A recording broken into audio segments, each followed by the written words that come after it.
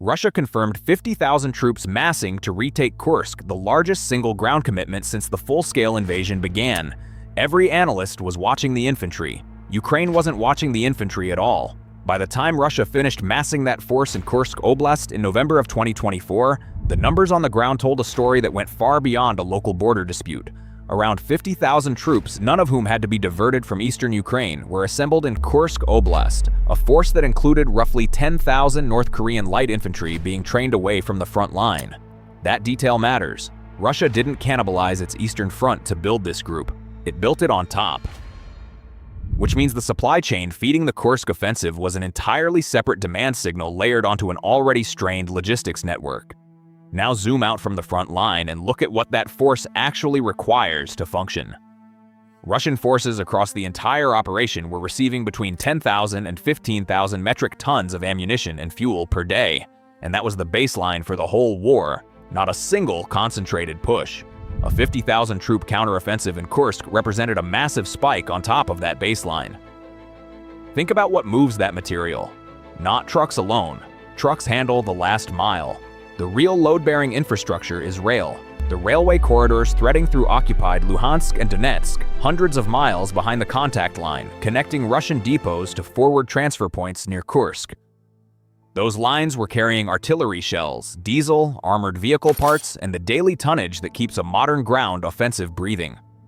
In 2025, Russian factories were producing roughly 19,000 artillery and rocket rounds per day, while battlefield expenditure ran at 10 to 15,000 rounds per day. That production surplus sounds comfortable until you understand how it moves. Every round produced in a factory east of the Urals has to travel west by rail. It passes through junction after junction in occupied territory before it reaches a forward ammunition transfer point. The chain is long, and a chain that long has points where a single break cascades into a shortage hundreds of miles away. That was the geometry Ukrainian commanders were reading. Not the infantry count in Kursk, but the rail map underneath it. Moscow had been trying to push Ukrainian forces out of Kursk ever since Ukraine seized a chunk of the border region in its daring August offensive, marking the first time Kyiv's forces had seized and held significant Russian territory since the full-scale invasion began. Russia's political pressure to reclaim that territory was enormous. The 50,000 troop buildup was the answer to that pressure, but the answer came with a structural vulnerability baked into it. The larger the force, the longer the supply tail, and the more damage a strike on that tail could do. Ukrainian planners identified 3 specific categories of target along that tail. First, the railway bridges spanning rivers in Luhansk Oblast, the physical choke points where a single destroyed span could freeze traffic on an entire line for days. Second, the fuel transfer depots positioned along the rail corridors, where diesel was staged before forward distribution to armored columns.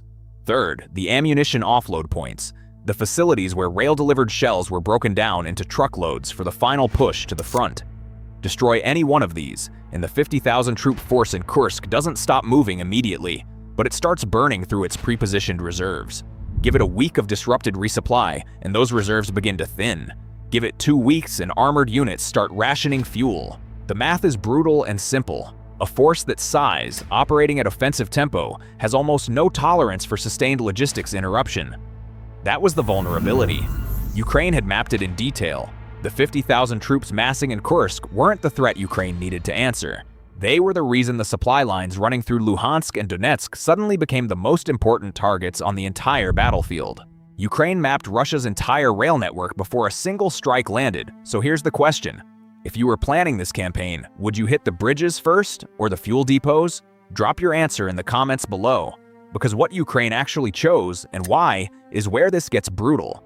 Ukraine had mapped Russia's rail network in detail. What happened next was not a single dramatic strike, it was a systematic campaign of attrition delivered from the air, designed to make that map worthless. Starting in late 2024 and accelerating through the first months of 2025, Ukrainian forces launched coordinated waves of drone and missile strikes against the exact 3 target categories planners had identified: the railway bridges, the fuel staging depots, and the ammunition offload points threading through occupied Luhansk and Donetsk. The strikes didn't come as one overwhelming blow. They came in sequence, each one calculated to compound the damage from the last. One of the first critical hits landed on a railway bridge in Luhansk Oblast, a span crossing one of the river corridors that Ukrainian reconnaissance had flagged as a single-point choke point on a primary resupply line. The bridge didn't have to be destroyed completely to do its work. A damaged span forces a reroute. A reroute adds distance. Added distance means slower delivery cycles, more fuel burned in transit, and a longer window of vulnerability for every convoy on the alternate path. Ukrainian planners understood that partial damage to the right node could create more disruption than a clean kill on a secondary target. The swarm tactics developed for operations like the Luhansk bridge strike, the same ultra-low altitude flight corridors, the same EW jamming gap exploitation the Beaver formations had been refining, were now being applied not just to single high-value targets, but to the entire logistics architecture simultaneously. Russian air defense coverage along the rail corridors was deep in some places and thin in others. The Pantsir S-1 batteries protecting forward depots were effective against individual drones at medium range, but saturatable when multiple formations arrived from different vectors. The Tor systems positioned around ammunition transfer points had the same problem. Excellent against a single inbound threat, but their reload cycle created a window when a trailing wave could punch through. The cumulative effect began showing up at the front in a way that no single strike could have produced on its own. Russian units operating near Kursk started reporting ammunition rationing, not a catastrophic shortage, but a measurable reduction in the volume of artillery fire they could sustain per day. Armored columns that had been moving with relative confidence began holding position, waiting for fuel deliveries that were arriving late or arriving short. The 50,000 troop force didn't grind to a halt, but it slowed.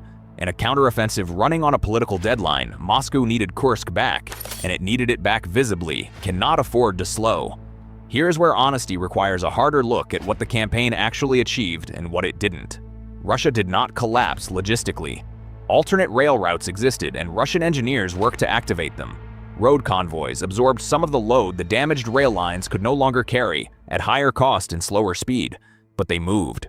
The Kursk salient was eventually rolled back. Ukrainian forces withdrew from most of the territory they had seized in the August offensive, under sustained pressure from the massed Russian force.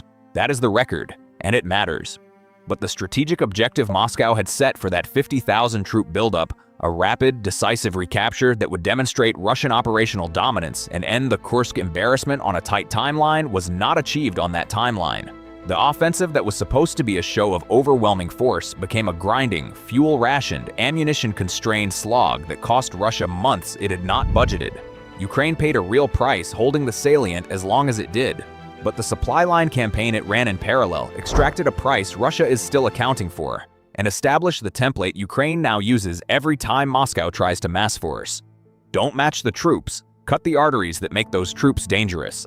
Subscribe for more breakdowns like this, and watch the next video to see how Ukraine is targeting Russia's fuel supply directly.